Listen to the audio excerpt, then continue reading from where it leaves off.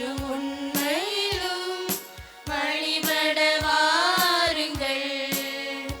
இந்த அவனியில் இறைவன் அரசினை காணும் ஆனந்தம் பாருங்கள். ஆவியிலும் என்றும் உண்மையிலும் வழிபட வாருங்கள். இந்த அவனியில் இறைவன் அரசினை காணும் ஆனந்தம் பாருங்கள்.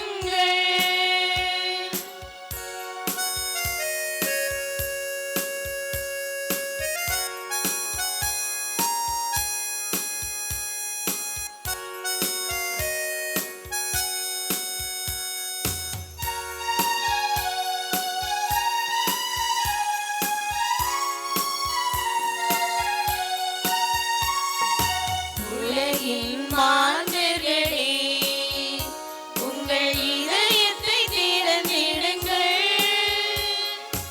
உலகின் மாந்தர்களே, உங்கள் இதயத்தை திறந்திடுங்கள். இறை வார்த்தையின் பொருள் காணுங்கள். இகம் வாழ்ந்திடும் முறை கேளுங்கள். இறை வார்த்தையின் பொருள் காணுங்கள். இகம் வாழ்ந்திடும் முறை கேளுங்கள். ஆவியிலும் என்றும் உண்மையிலும் வழிபட வாருங்கள். இந்த அவனியில் இறைவன் அரசினை காணும் ஆனந்தம் பாருங்கள்.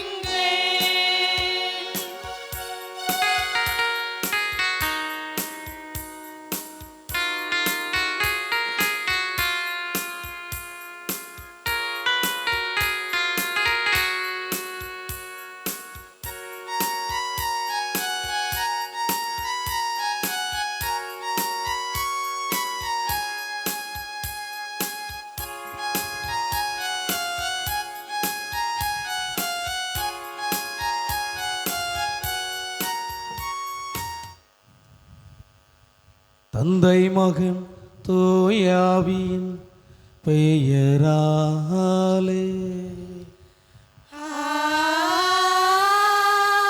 ஆமென். நம் ஆண்டவராகிய இயேசு கிறிஸ்துவின் அருளும் கடவுளின் அன்பும் தூயாவியாரின் நட்புறவும் உங்கள் அனைவரோடும் இருப்பதாக. உம் ஆன்மாவோடும் இருப்பதாக. இளம் காற்று வீச, காலை கதிரவன் ஒளி வீச, இந்த அருமையான காலை பொழுதில் நம் கடவுளாம் இயேசுவை வழிபட வந்துள்ள உங்கள் அனைவரையும் சவேரியார் அன்பிய சார்பாக வருக வருக என வரவேற்கிறோம்.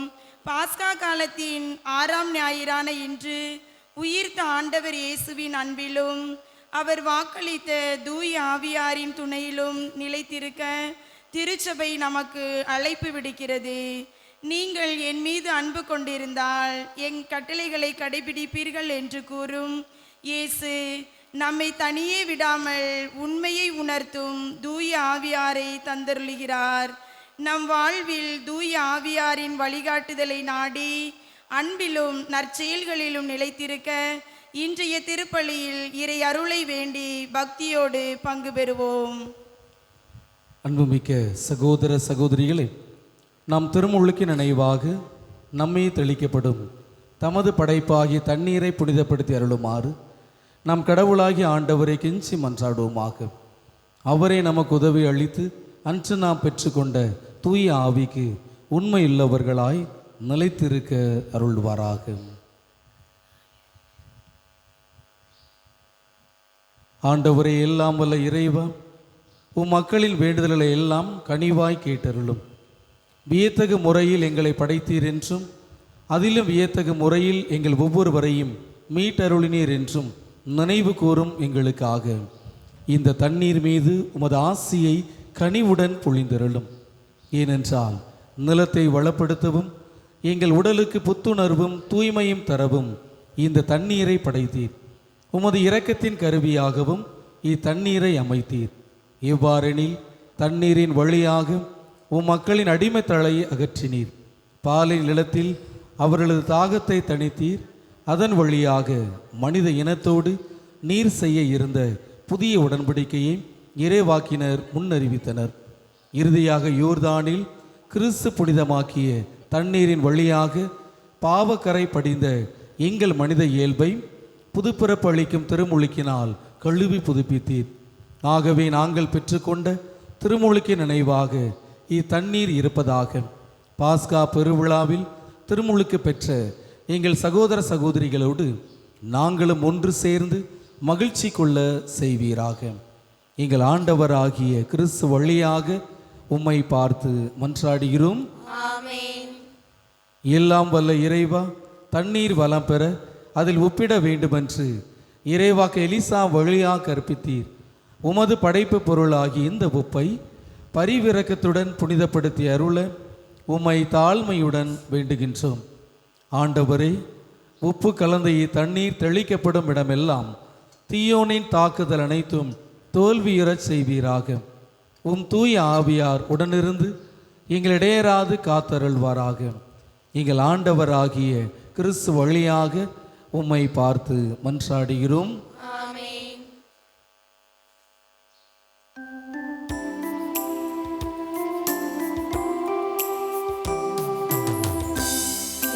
தேவாலய வரப்புறமிருந்து தண்ணீர் புறப்பட கண்டேன். அல்லேலூயா.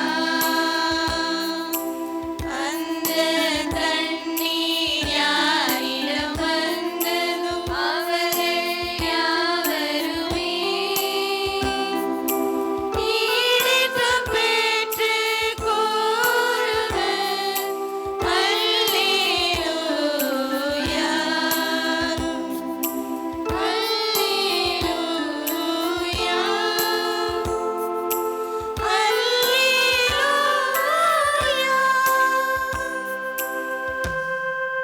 ஆண்டவரை போற்றுங்கள், ஏனெனில் அவர் நல்லவர்.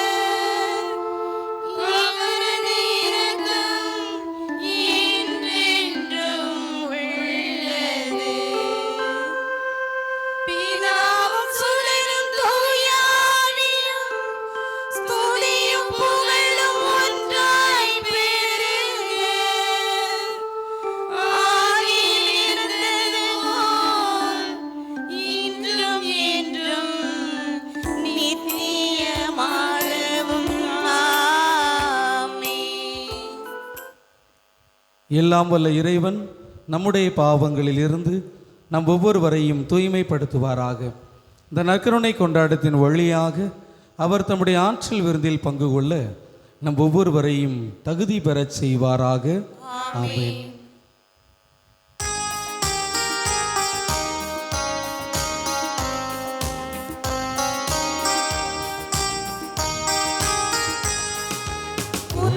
உன்னதங்களிலே இறைவனுக்கு மாட்சிமை உண்டாகுக. உலகினிலே மனத்தவர்க்கு அமைதியும் உண்டாகுக. புகழ்கின்றோம் யாம் உம்மையே, வாழ்த்துகின்றோம் இறைவனே. உமக்கு ஆராதனை புரிந்து உம்மை மகிமைப்படுத்துகின்றோம் யாம். உமது மேலாம் ஆட்சிமைக்காக உமக்கு நன்றி நல்கின்றோம். ஆண்டவராயம் இறைவனே, இணையில்லாத விண்ணரசே, ஆற்றல் அனைத்தும் கொண்டு இலங்கும் தேவ தந்தை இறைவனே, ஏகமகனாக ஜெனித்த ஆண்டவர் இயேசு கிறிஸ்து இறைவனே, ஆண்டவராயம் இறைவனே, இறைவனே நின்று செம்மறியே தந்தையினின்று நீதியமாக ஜெனித்த இறைவன் மகனே நீ உலகின் பாவம் போக்குபவரே நீரம் மீது இறங்குவீர் உலகின் பாவம் போக்குபவரே எம் மன்றாட்டை ஏற்றருள்வீர் தந்தையின் வலத்தில் வீற்றிருப்பவரே நீரம் மீது இறங்குவீர் ஏனெனில் இயேசு கிறிஸ்துவே நீர் ஒருவரே தூயவர் நீர் ஒருவரே ஆண்டவர் நீர் ஒருவரே உன்னதர் பரிசுத்த ஆவியுடன் தந்தை இறைவனின் ஆட்சியில் உள்ளவர் நீரே. ஆமென். மன்றாடுவோமாக. எல்லாம் வல்ல இறைவன் உயிர்த்தெழுந்த ஆண்டவரது மாட்சியின் பொருட்டு பேரின்பத்தின் நாட்களை எல்லாம் பொருள் உணர்ந்து ஈடுபாட்டுடன் கொண்டாட நீர் எங்களுக்கு அருள் புரியும். அதனால் நாங்கள் நினைவு கூர்ந்து கொண்டாடுவதையெல்லாம் என்றும் செயலில் நாங்கள் முழுமையாக கடைப்பிடிப்போமாக. உம்மோடும் தூய ஆவியின் ஒன்றிப்பில் இறைவனாய் என்றென்றும் வாழ்ந்து ஆட்சி செய்கின்ற எங்கள் ஆண்டவரும் உம் திருக்குமார் நமது இயேசு கிறிஸ்து வழியாக உம்மை மன்றாடுகின்றோம்.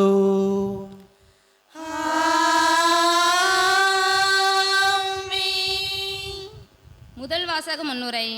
பிலிப்பு சமாரியா நகருக்கு சென்று மெசியாவை பற்றி கூறி அங்கு தூய ஆவியாரின் வல்லமையால் அற்புதம் செய்ததை பற்றி கேட்கிறோம். திருத்தூதர்கள் பேதுருவும் யோவானும் சமாரியருக்கு கைகளை வைத்து அவர்கள் தூய ஆவியாரை பெற்ற நிகழ்வு திருச்சபையின் பரவல் மற்றும் ஆவியாரின் அருள் கொடைகளை குறிக்கிறது. பிலிப்பின் போதனையை ஏற்று ஆவியாரை பெற்று சமாரியர் மகிழ்ந்ததைப் போல நாமும் ஆவியாரின் கொடைகளை பெற இவ்வாசகத்தை கேட்போம்.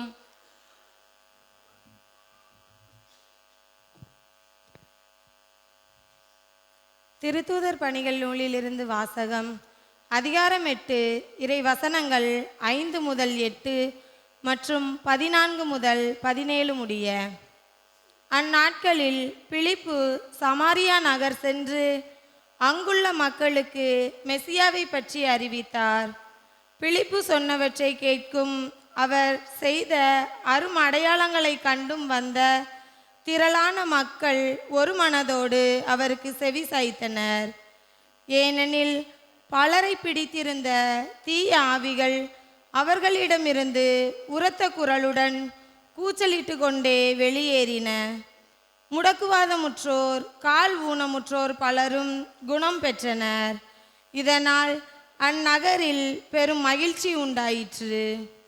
சமாரியர் கடவுளின் வார்த்தையை ஏற்றுக்கொண்டனர் என்பதை எருசலேமில் உள்ள திருத்தூதர்கள் கேள்விப்பட்டு பேதுருவையும் யோவானையும் அவர்களிடம் அனுப்பி வைத்தார்கள். அவர்கள் சென்று சமாரியர் தூய ஆவியால் ஆட்கொள்ளப்படுமாறு இறைவனிடம் வேண்டினார்கள். ஏனெனில் அதுவரை அவர்களுள் யாருக்கும் தூய ஆவி அருளப்படவில்லை. ஆண்டவராகிய இயேசுவின் பெயரால் அவர்கள் திருமுழுக்கு மட்டுமே பெற்றிருந்தார்கள். பின்பு பேதுருவும் யோவானும் தங்கள் கைகளை அவர்கள் மீது வைக்கவே அவர்கள் தூய ஆவியை பெற்றார்கள். ஆண்டவரின் அருள்வாக்கு. இறைவனுக்கு நன்றி.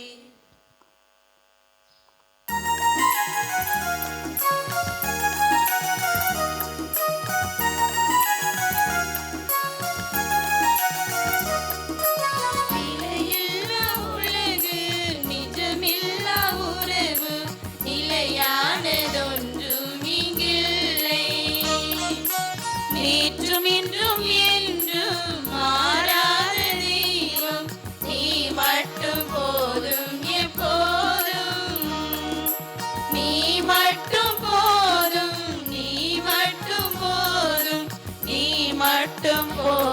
எப்போதும் நீ மட்டும் போதும், நீ மட்டும் போதும், நீ மட்டும் போதும் எப்போதும்.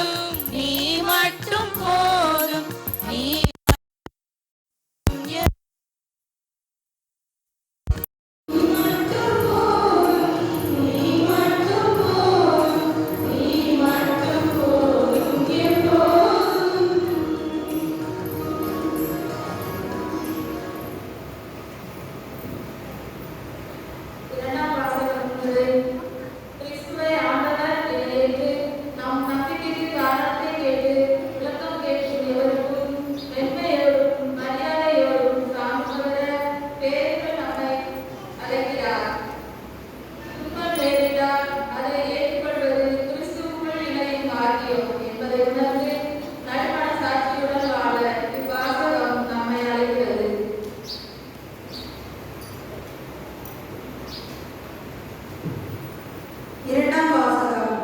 மனித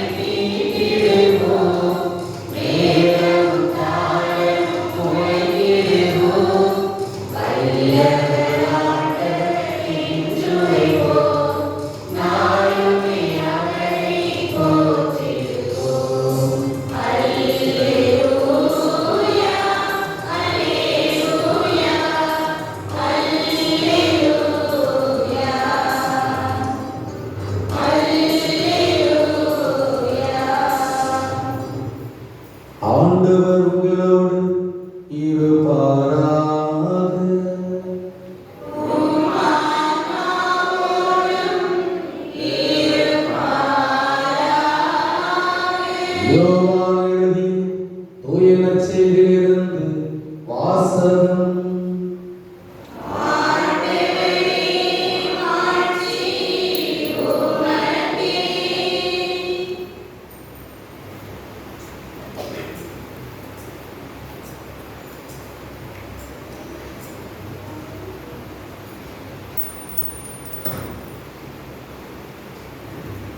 அதிகாரம் 14 இறை வசனங்கள் 15 முதல் 21 முடியும். யோவான் நற்செய்தி அதிகாரம் 14 இறை வசனங்கள் 15 முதல் 21 முடியும். அக்காலத்தில் இயேசு தம் சீடரை நோக்கி கூறியது, நீங்கள் என் மீது அன்பு கொண்டிருந்தால் என் கட்டளைகளை கடைபிடிப்பீர்கள். உங்களோடு என்றும் இருக்கும்படி மற்றொரு துணையாளரை உங்களுக்கு தருமாறு நான் தந்தையிடம் கேட்பேன். தந்தை அவரை உங்களுக்கு அருள்வார். அவரை உண்மையை வெளிப்படுத்தும் தூய ஆவியார். உலகம் அவரை ஏற்றுக்கொள்ள இயலாது, ஏனெனில் அது அவரை காண்பதும் இல்லை, அறிவதும் இல்லை. நீங்கள் அவரை அறிந்திருக்கிறீர்கள், ஏனெனில் அவர் உங்களோடு தங்கி இருக்கிறார், உங்களுக்குள்ளும் இருக்கிறார். நான் உங்களை திக்கற்றவர்களாக விடமாட்டேன். உங்களிடம் திரும்பி வருவேன். இன்னும் சிறிது காலத்தில் உலகம் என்னை காணாது, ஆனால் நீங்கள் என்னை காண்பீர்கள். ஏனெனில் நான் வாழ்கிறேன், நீங்களும் வாழ்வீர்கள். நான் தந்தையுள்ளும் நீங்கள் என்னுள்ளும் நான் உங்களுள்ளும் இருப்பதை அந்நாளில் நீங்கள் அறிந்து கொள்வீர்கள். என் கட்டளைகளை ஏற்று கடைபிடிப்பவர் என் மீது அன்பு கொண்டுள்ளார். என் மீது அன்பு கொள்பவர் மீது தந்தையும் அன்பு கொள்வார். நானும் அவர் மீது அன்பு கொண்டு அவருக்கு என்னை முழுமையாக வெளிப்படுத்துவேன் என்றார். ஆண்டவரின் அருள்வாக்கு.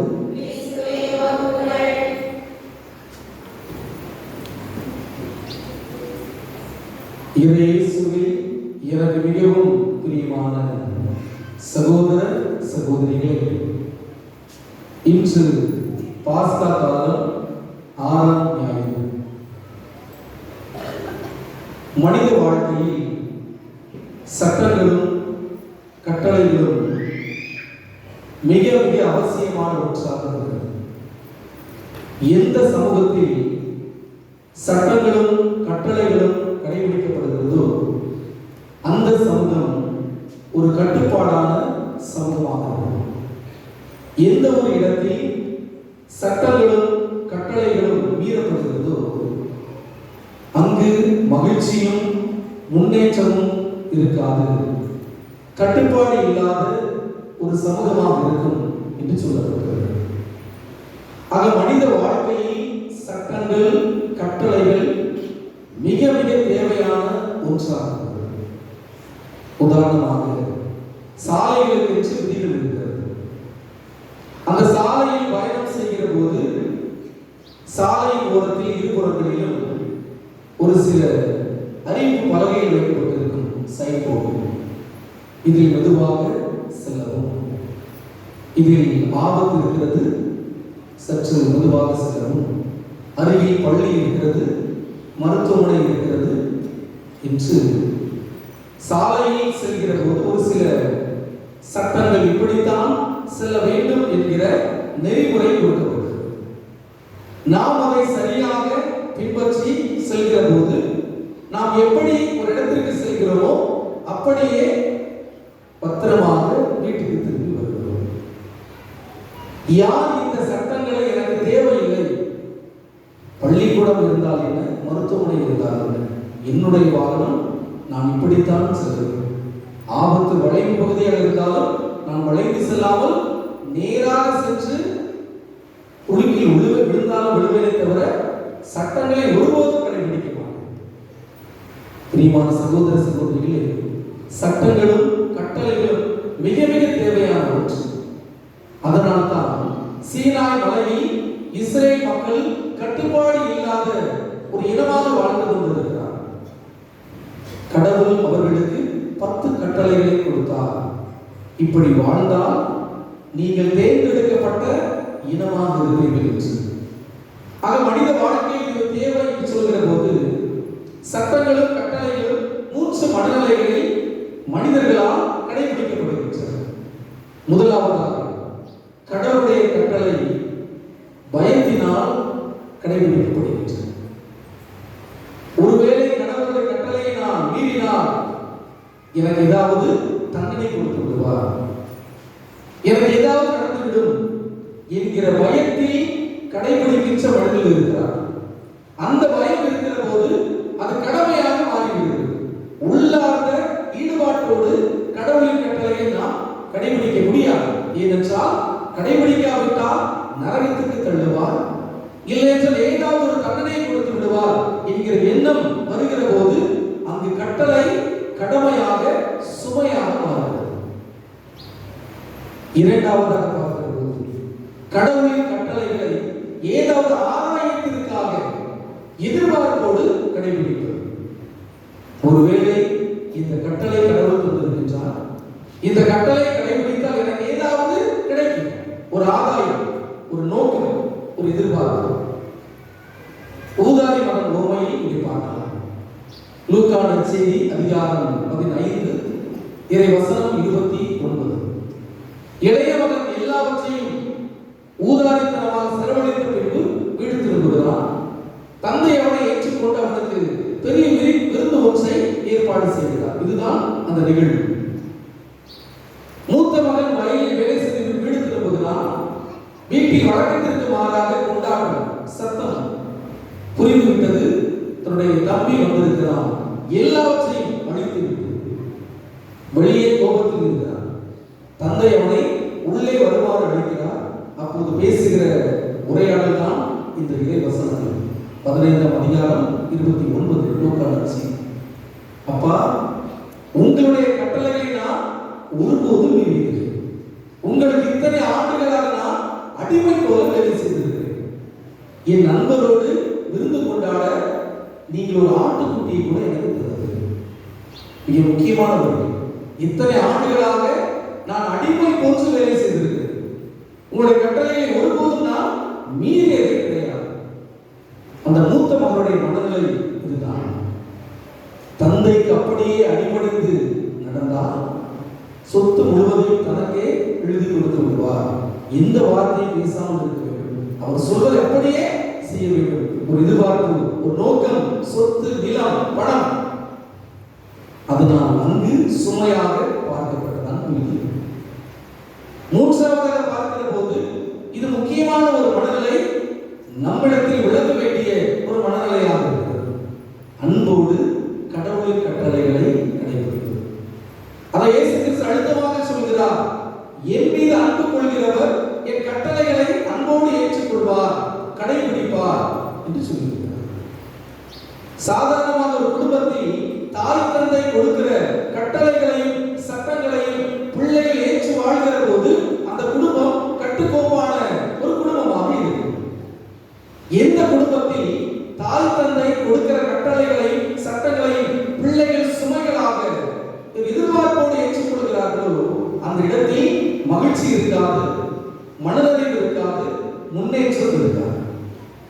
ஆனால் மூன்றாவது மனநிலை அப்படி இல்லை. அன்போடு ஏற்றுக்கொள்கிற ஒரு மனநிலை, சுமையாக இல்லை. என் கடவுள் எனக்கு கட்டளை தந்திருக்கிறார், என்னுடைய தாய் தந்தை எனக்கு நல்லதை மட்டும்தான் தருவார்கள். அதுபோலதான் நாம் கடவுளுடைய கட்டளைகளை கொடுக்கிற போது ஏற்றுக்கொள்ள வேண்டும். கடவுள் நம்மை அழித்து போக விரும்புகின்ற கடவுள். நாம் இப்படி நெறிமுறைகளோடு வாழ்ந்தால் நன்றாக இருப்போம் என்பதற்காகத்தான் கட்டளைகளை கொடுத்தார். தவிர நம்மை சுமைகளை சுமத்த வேண்டும் என்கிற எண்ணத்தில் கட்டளைகளை கொடுக்கவில்லை.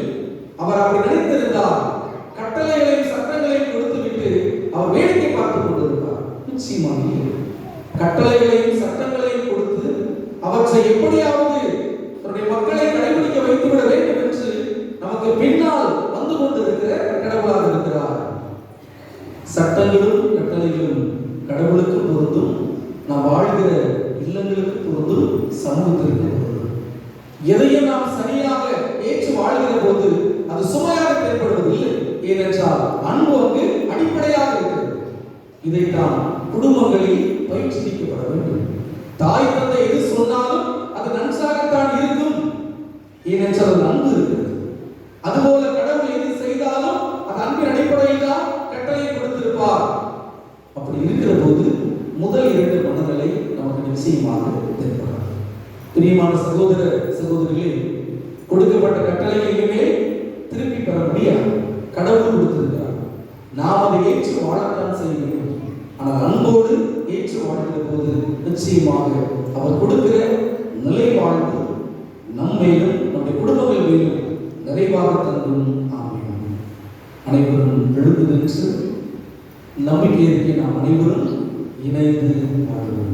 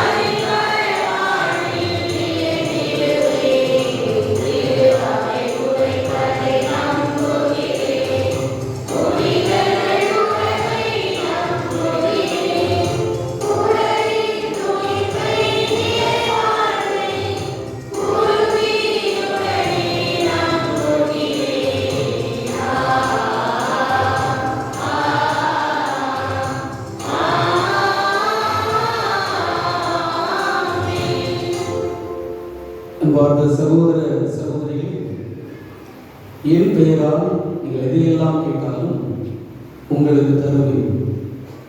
வாக்களித்திருப்பவர் நம்பிக்கை துணைப்படாது.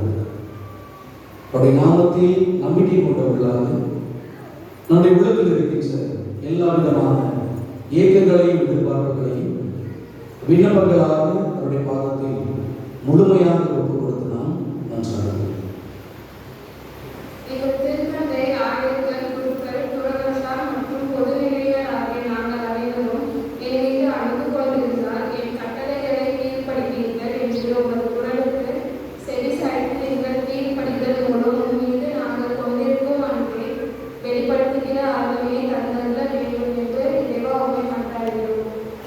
ஆண்டவரே, எங்கள் மன்றாட்டை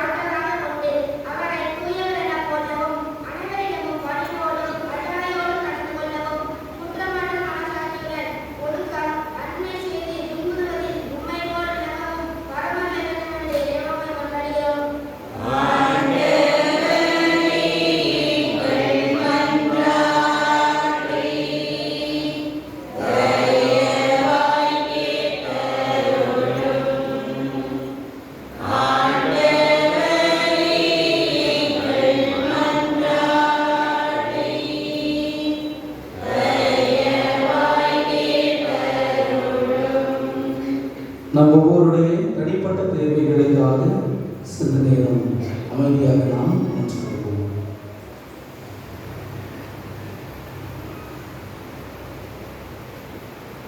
வாழ்வின் ஊற்றாமை உம்மை வாழ்த்துகிறோம், உம்மை போற்றுகிறோம், உம்மை ஆராதிக்கிறோம்.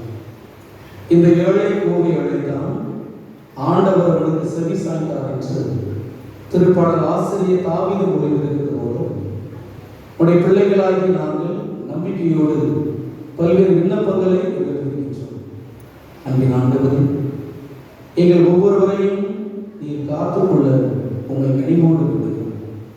எங்கள் குடும்பங்களையும் எங்கள் தலைமுறையும் நிறைவாக ஆசீர்வதிக்கிறார். நாங்கள் செய்கிற எல்லா தொழிலையும் ஆசீர்வதிக்கிறார். நீங்கள் எங்களுக்காக தந்திருக்கின்ற பிள்ளை செல்வங்களுக்காக நன்றி செய்து கொண்டிருக்கிறோம். அவர்களை எல்லாம் நேரிய வழியில் நடத்தி செல்ல நல்ல ஞானத்தையும் அறிவையும் நீர் எங்களுக்கு தருபடியாக பல்வேறு விண்ணப்பங்களை கேட்டிருப்பவை எல்லாம் உமக்கு சித்தமான கூடிய விரைவில் முழுமையாக நிறைவாக பெற்றுக்கொள்வோம்.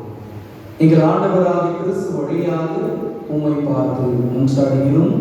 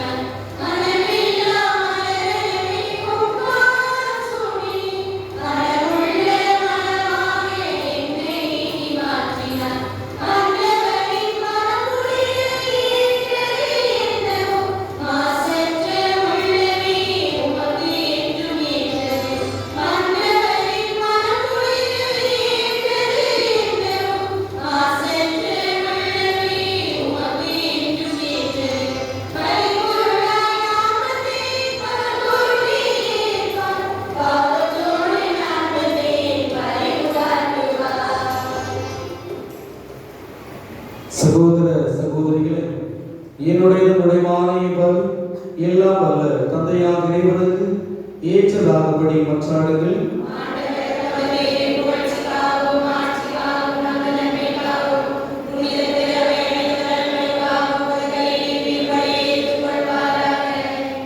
வாழ்வின் ஊற்றாம் இறைவன் உன்னதமான பலியின் காணிக்கைகளோடு எங்கள் வேண்டுதல்கள் எல்லாம் உம்மை நோக்கி எழுவனவாக இவ்வாறு நாங்கள் ஒரு தூய்மையாக்கப்பட்டு உமது பேரின்பத்தினுடைய அருமடையாளர்களை பெற்றுக்கொள்ள தகுதி பெறுவோமாக. எங்கள் ஆண்டவராகிய கிறிஸ்து வழியாக உம்மை மன்றாடுகின்றோம்.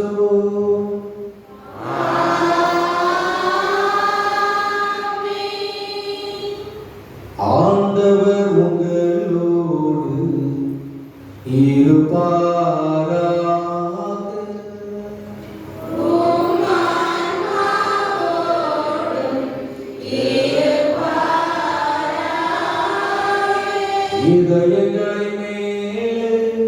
எழுப்புங்கள்.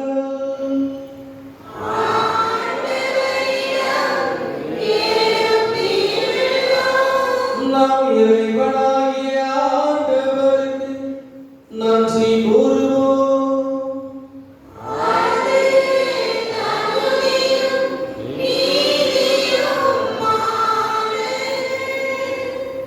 ஆண்டவரை காலத்தில் உம்மை புகழ்ந்துரைப்பது எல்லாவற்றிற்கும் மேலாக எங்கள் பாஸ்கா வாரிய கிறிஸ்து பலியான சிறப்பான காலத்தில் உம்மை விதியாக வாழ்க்கை போற்றுவது மெய்யாகவே தகுதியும் நீதியுமாகும், எங்கள் கடமை மீட்புக்குரிய செயலுமாகும். கிறிஸ்து தாம் திருவுடலை ஒப்புக் கொடுத்து சிலுவை மையான பலியை முற்கால பலி அனைத்தும் நிறைவு பெற செய்தருளினார். எங்கள் மீட்புக்காக அவர் உம்மிடம் தம்மையை கையளித்த போது அவரை குருவாகவும் பலிபீடமாகவும் செவ்வலையாகவும் விளங்கினார். ஆகவே பாஸ்கா மகிழ்ச்சி பொங்க அனைத்துலகி மாந்த அனைவரும் மக்களிக்கின்றனர். அவ்வாறு ஆற்றல் மிக்கவரும் அதிகாரம் கொண்ட தூதர்களும் ஒரு ஆட்சியை புகழ்ந்து பாடி முடிவின்றி பாடுவதாவது: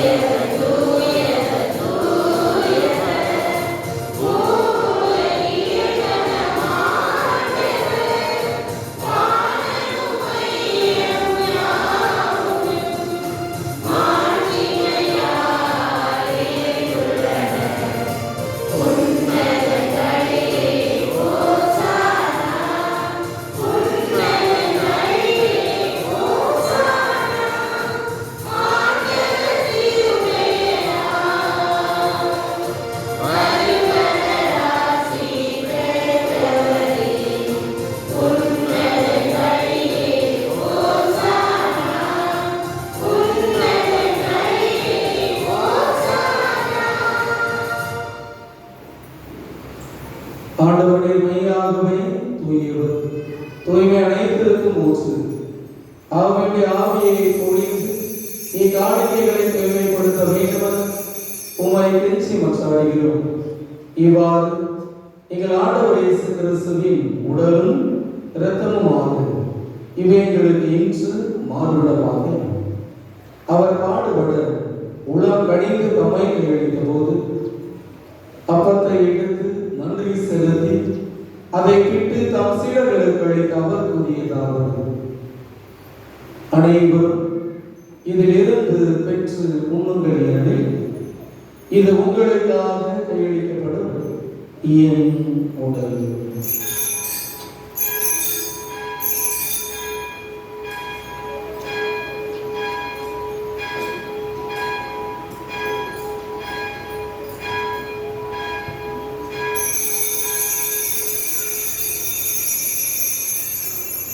அவனமே இரவு விருந்தை அருந்திய பின் கிண்ணத்தை எடுத்து நன்றி செலுத்தி தம் சீடர்களுக்கு அளித்த அவர் கூறியதாவது: அனைவரும் இதில் இருந்து பெற்று பருகுங்கள், எனில் இது புதிய நிலையான உடன்படிக்கைக்கு உரிய என் இரத்தத்தின் கிண்ணம்.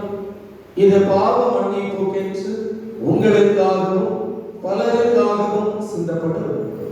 இதை என் நினைவாக செய்யுங்கள்.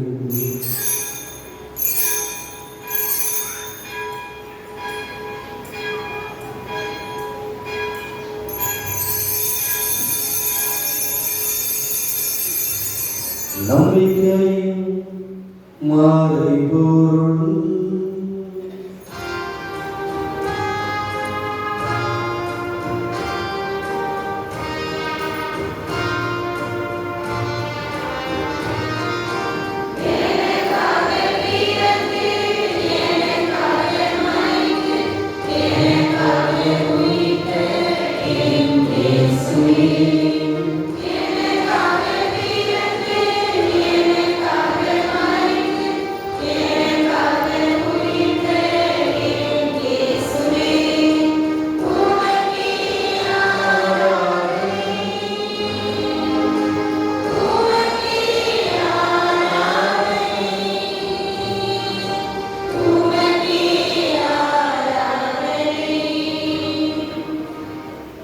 ஆகவே ஆண்டவர் நாங்கள் கிறிஸ்துவின் இறப்பினை உயிர்ப்பு நினைவு கூர்ந்து வாழ்வு தரும் அப்பத்தையும் மீன்பளிக்கும் கிணத்தையும் உமக்கு ஒப்பு கொடுக்கின்றோம். திருமணம் நின்று உமக்கு ஊழியம் புரிய தகுந்தவர்கள் என எங்கள் ஒவ்வொருவரையும் ஏற்றுக்கொண்டே எனவே உமக்கு நன்றி செலுத்துகிறோம். மேலும் கிறிஸ்து உடலிலும் இரத்தத்திலும் பங்கு கொள்ளும் எங்கள் ஒவ்வொருவரையும் தூயாவை ஒன்று சேர்க்க வேண்டுமென உம்மை தாழ்மையுடன் மன்றாடுகிறோம். ஆண்டவரை உலகிற்கு பரவி இருக்கும் உமது திருச்சபை நினைவு கூர்ந்தர்களும் சிறப்பாக எங்கள் திருத்தந்தை 14ஆம் லியோ, எங்கள் ஆயர் மீதுக்கு ஸ்டீபன் ஆண்டனி மற்றும் எல்லா திருநிலையினர் அனைவரோடும் உமது திறவை அன்பை நிறைவு பெற செய்துள்ளோம். மேலும் உயிர்ப்பிழம் எதிர்நோக்குடன் துயில்களும் எங்கள் சகோதர சகோதரிகளையும் இறந்தோர் குறிப்பாக யாரும் இணையாத அனைவரையும் புத்தரிக்க நிலையில் உள்ள அனைத்து ஆன்மாக்களையும் இரக்கத்தினைவு கூர்ந்து உமது திருமுக ஒளியுள்ள ஏற்றலும் எங்கள் அனைவர் மீதும் இரக்கமாயிரும். கடவுளை கண்டித்தாயான புனித பணிகள் அவருடைய கணவரான புனித யோசேப்பு, நம்முடைய பங்கின் பாதுகாவலை புனித பார்வரமா, புனித மரிய புரட்சி மற்றும் புனித திருத்தூதர்கள், இவ்வுலகில் நோக்குவர்களாக இருந்தோர் ஆகிய புனிதர்களுடனும் நாங்கள் வாழ்வில் பங்கு கொள்ளும் தகுதி பெற்று உம் திருமகன் இயேசு கிறிஸ்து வழியாக உம்மை புகழ்ந்தேத்தும் வரமருள உம்மை மன்றாடுகிறோம்.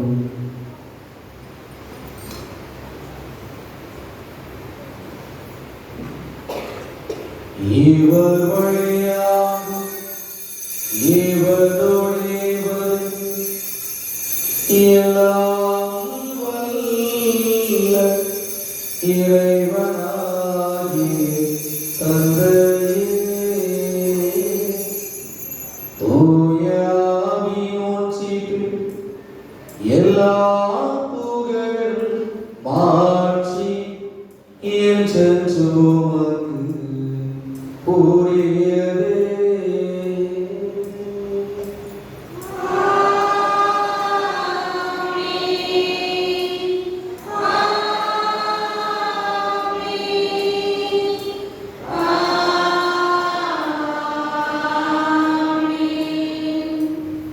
மீட்பரின் கட்டளையால் கற்பிக்கப்பட்டு இறை படிப்பினையால் பயிற்சி பெற்ற நாம் துணிந்து பாடுவோம்.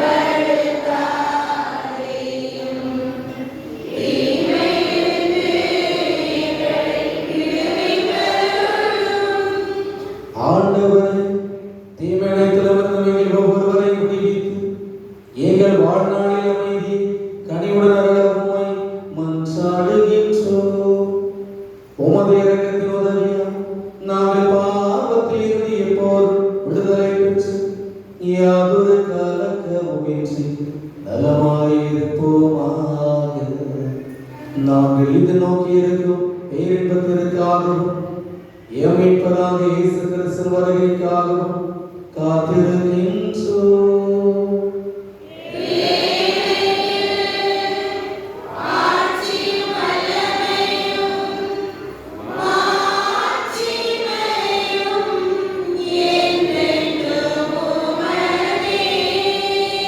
ஆண்டவரே இயேசு கிறிஸ்துவே, அமைதியை உங்களுக்கு விட்டு செல்கிறேன், என் அமைதியையே உங்களுக்கு அளிக்கின்றேன் என்று உம் திருத்தூதர்களுக்கு மொழிந்தீர்.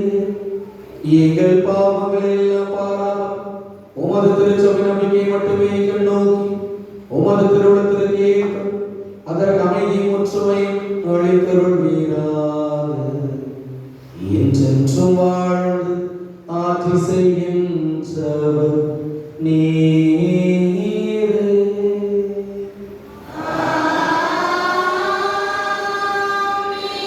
ஆண்டவருடைய அமைதி உங்களோடு என்றும் இருப்பதாக.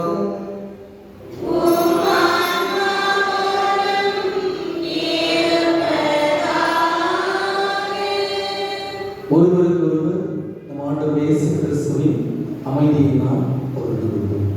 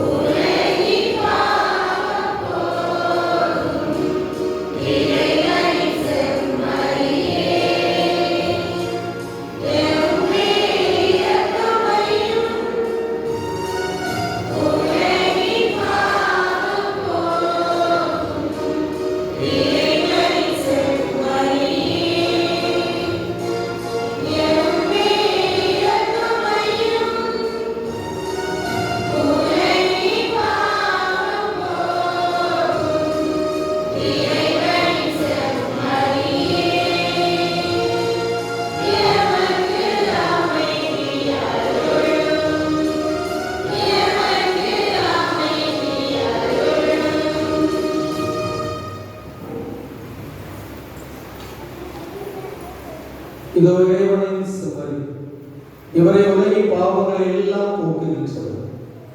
இந்த செம்மறியின் விருந்திற்கு அழைக்க பெற்றோர் பேறு பெற்றோர்.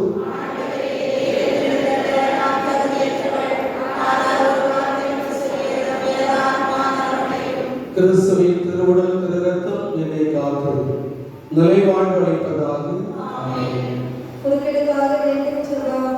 நித்திய குருவாரி இயேசுவே, உமது தாசராகிய குருக்களுக்கு எவரும் தீங்கு செய்யாதபடி அவர்களை உமது திருஇதயத்தில் அடைந்து காப்பாற்றியருளும்.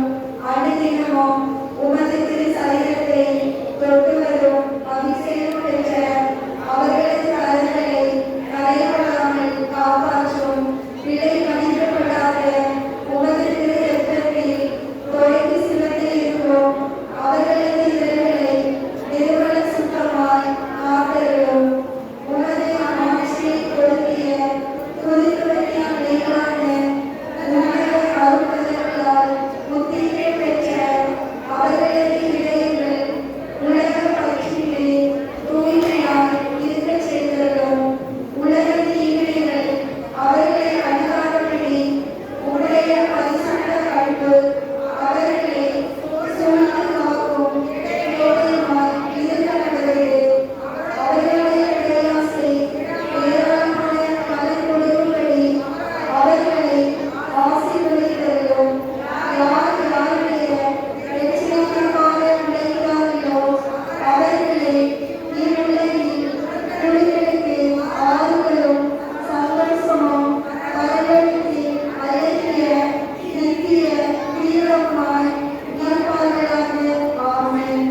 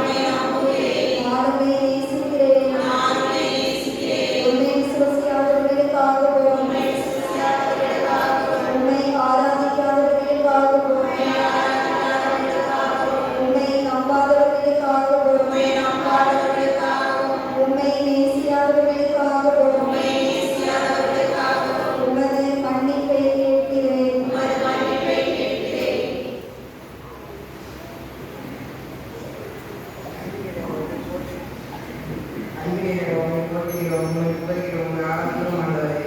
எங்களை நாள்வரை கண்ணின் தலைவரை போல் காத்து வந்த தயவுக்காக நன்றியை வழங்கும்.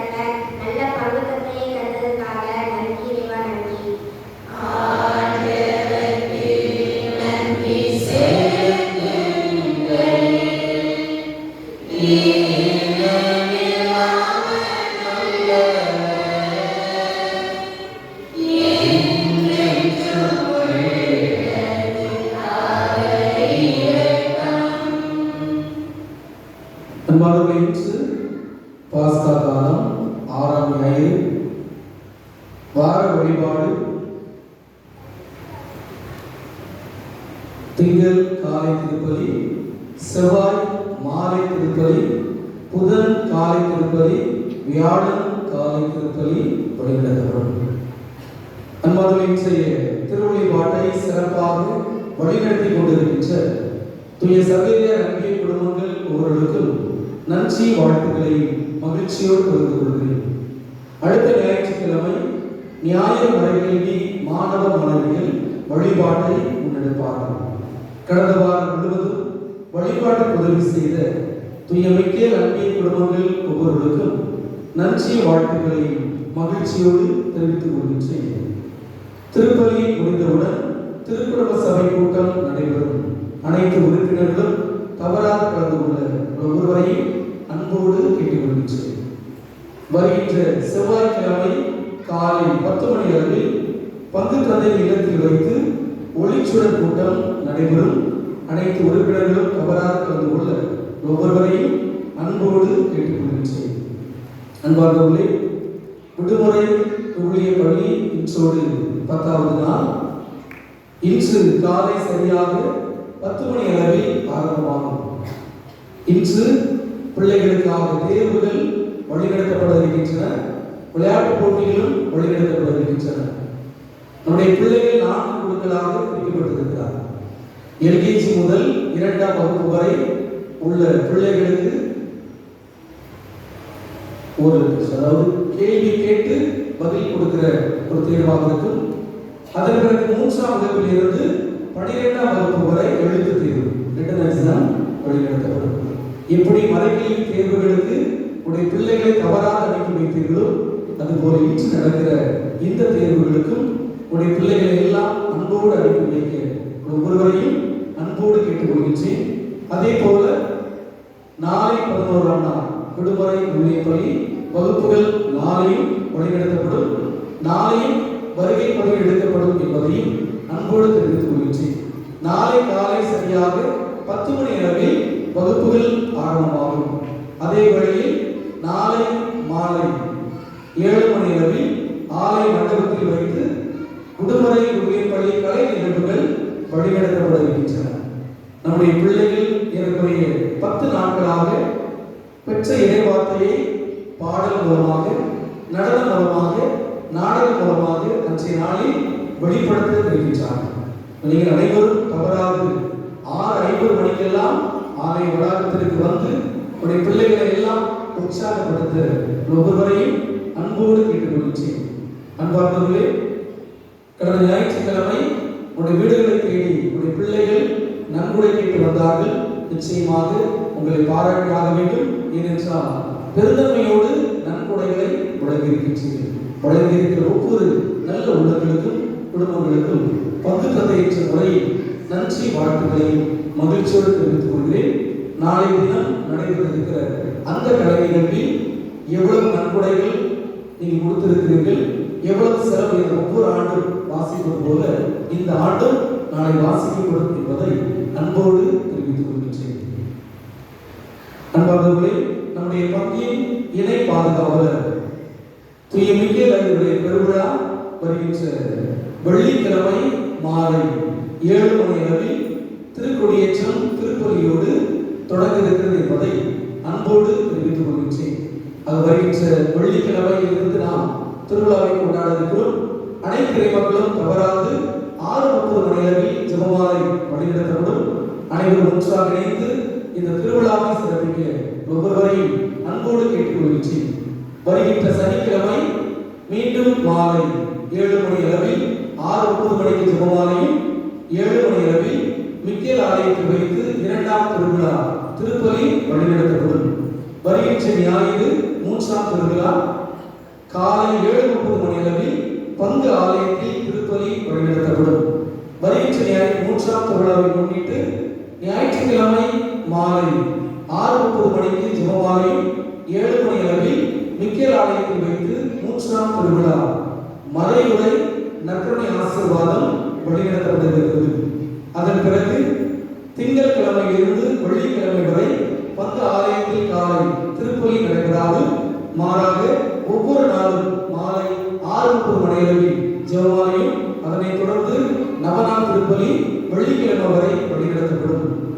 சனிக்கிழமை 9ஆம் திருவிழா அதாவது 23ஆம் தேதி காலை 6 மணி அளவில் மிக்கேல் ஆலயத்தில் வைத்து 9ஆம் திருவிழா திருப்பலி வழிநடத்தப்படும். அன்று மாலை சரியாக 6:30 மணி அளவில் ஜெபமாலையும் அதனைத் தொடர்ந்து புதிய தேர் மற்றும் புதிய தேர்ப்பறை மந்திரிப்பும் அதனைத் தொடர்ந்து ஆடம்பர மாலை ஆராதனை வழிநடத்தப்படும். இரவு தேர் பவனி வழிநடத்தப்படும். அடுத்த நாள் ஞாயிற்றுக்கிழமை 24ஆம் தேதி காலை 6 மணி அளவில் ஜெபமாலையும் 6:30 மணி அளவில் பெருவிழா திருப்பலி மிக்கேல் ஆலயத்தில் வழிநடத்தப்படும். அன்று மாலையும் தேர் பவனி வழிநடத்தப்படும். அன்பார்ந்தவர்களே, ஏற்கனவே வழிபாட்டு குழுவினர்கள் நியமிக்கப்பட்டிருக்கிறார்கள். வருகின்ற புதன்கிழமைக்குள்ளாக உங்களிடம் கொடுக்கப்பட்ட அந்த பொறுப்புகளை ஏற்று அந்த நாளுக்குரிய வாசங்களை எல்லாம் புதன்கிழமைக்குள்ளாக கொடுக்கும்படி அன்போடு கேட்டுக்கொள்கின்றேன். அன்பார்ந்தவர்களே, நம்முடைய பங்கின் இணை பாதுகாவலர் கடவுளுக்கு நிகழ்ச்சியாக இன்று தீமை எதிர்த்து போராடக்கூடிய மிக்கேல் விழாவை நாம் கொண்டாட இருக்கிறோம். குடும்பமாக இணைந்து வருகின்ற 17ஆம் தேதி முதல் 24ஆம் தேதி வரை நாம் அனைவரும் ஒன்றாக இணைந்து கொண்டாட ஜெபிக்க ஒவ்வொருவரையும் அன்போடு கேட்டுக்கொள்கிறேன். நன்றி கூறி மன்றாடுவோமாக. தாயும் தந்தையுமான இறைவன் கிறிஸ்துவின் உயிர்ப்பினால் நிலை வாழ்விற்கு ஒவ்வொருவரையும் புதுப்பித்தீர். பாஸ்கார் அடையாளத்தின் கனிகளை எல்லாம் நீர் எங்களை பெருகச் செய்து எங்களுடைய உள்ளங்களை எல்லாம் மீட்பளிக்க உணவின் ஆற்றலை நிறைவாக பொழிந்தருள்வீராக. எங்கள் ஆண்டவராகிய கிறிஸ்து வழியாக உம்மை மன்றாடுகின்றோம்.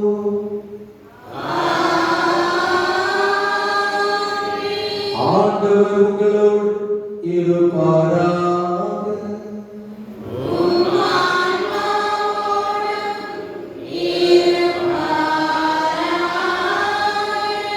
எல்லாம் வல்ல இறைவன் தந்தை மகன் தூய ஆவி உங்களை நிறைவாக ஆசீர்வதிப்பாராக.